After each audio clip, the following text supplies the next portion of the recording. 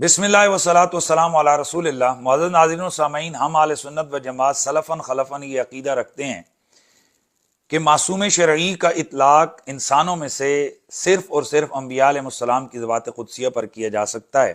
جبکہ اہل بیت اطہار، صحابہ کرام اور اولیاء اعظام میں سے اللہ تبارک و تعالی جسے چاہتا ہے اسے خطاؤں اور گناہوں سے محفوظ رکھتا ہے۔ حضرت سیدۃ النساء العالمین بی بی پاک سیدہ فاطمۃ الزہرا رضی اللہ تعالی عنہا، آپ سیدۃ المحفوظین ہیں، اور خلیفہ بلا فصل افضل البشر بعد الانبیاء بالتحقیق حضرت سیدنا ابو بکر صدیق رضی اللہ تعالی عنہ سید المحفوظین ہیں۔ جاگیر فدق کے معاملے میں حضرت بی بی پاک رضی اللہ تعالی عنہا کا حضرت ابو بکر صدیق رضی اللہ تعالی عنہ سے مطالبہ کرنا یہ قرآن کے ظاہری عموم کی وجہ سے تھا، اور جناب حضرت ابو بکر صدیق رضی اللہ تعالی عنہ کا انکار